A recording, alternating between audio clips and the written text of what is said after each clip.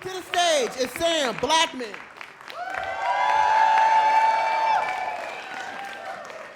Firm handshake. Oh, yeah.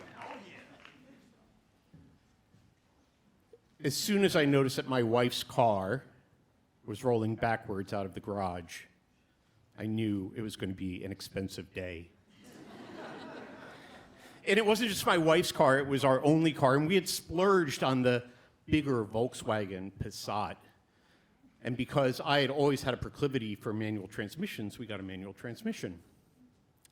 I don't know what it was, if maybe I was tired from being on call, or I'd gotten distracted listening to some NPR story, but clearly I'd forgotten to pull up on the parking brake and forgotten to put the car in gear.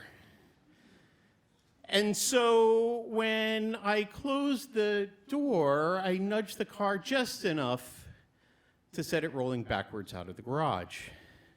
And I did what my panicked brain told me to do. In that last moment, I ran behind the car and tried to push it back into the garage.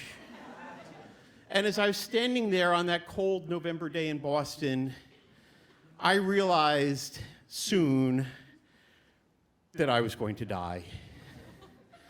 A Jewish doctor run over by an unoccupied German vehicle.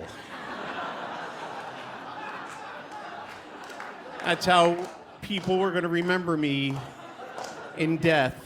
And so I stood out of the way, and the car went backwards out of the garage, down the driveway, and across the two-lane street we lived on, and up over the curb, and down a 40-foot dirt embankment backwards, crossed the two northbound lanes of the Arborway, jumped the retaining wall, before falling to its death on the two southbound lanes. And when I finally got back to my apartment, I remember telling my wife, I think something bad may have happened to the car. So I called the Boston Police Department to see if I needed to file a police report, and after the dispatcher got done laughing, she said, no. And then I called the insurance company and asked if this would be covered, and as soon as they were done laughing, they said, yes. And yes, fabulous, wonderful. And a couple of weeks later, we got a check in the mail, and that covered the remainder of the car loan, and a couple of $1,000s left over, but we still had to buy a new car. So we went out and bought a Subaru Outback, but an automatic transmission.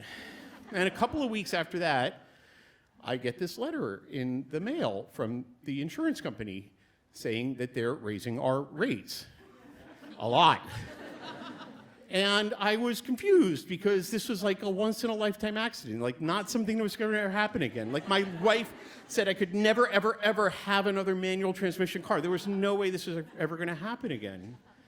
And so I called the insurance company and I said, you know, why are you raising our rates? I mean, at this point, it's a once-in-a-lifetime accident. This is purely punitive. And they said, well, sir, we found you to be at least 51% at fault.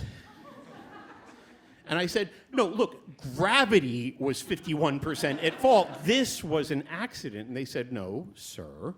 In the state of Massachusetts, there are 17 conditions by which you can be determined to be at fault for an accident, and we feel that you are at fault. And if you don't like it, you can file an appeal with the Massachusetts Insurance Board.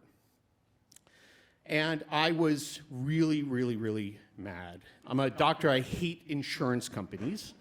And so I was like, I want to see that list.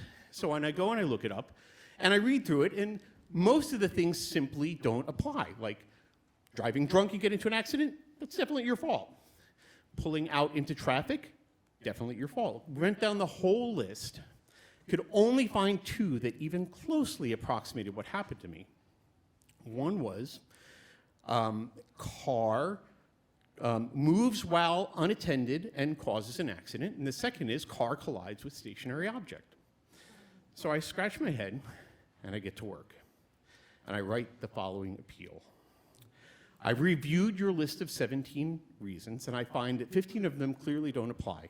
And of the only two that remain, the first is car moves while unattended and causes an accident. And I can tell you for sure that car was not unattended. I was paying very close attention to it. I was running after it down the hill. Just because I wasn't in it didn't mean I wasn't paying attention. And the second is car collides with stationary object. My car collided with the Earth. And as you know, Nicholas Copernicus showed us in the 14th century that the Earth is in constant motion moving around the sun.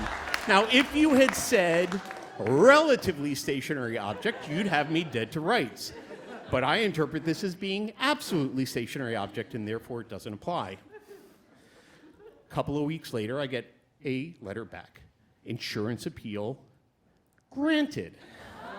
And with a shit-eating grin, I call my insurance company, and a couple of months later, I get a check in the mail to cover all of the increased premiums, and in a careful review of our account, they found that they'd been overcharging us since we had been living in Boston.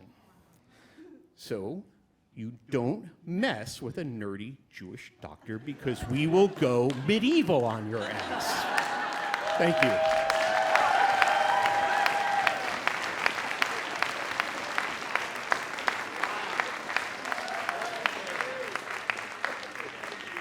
One more time for Sam Blackman.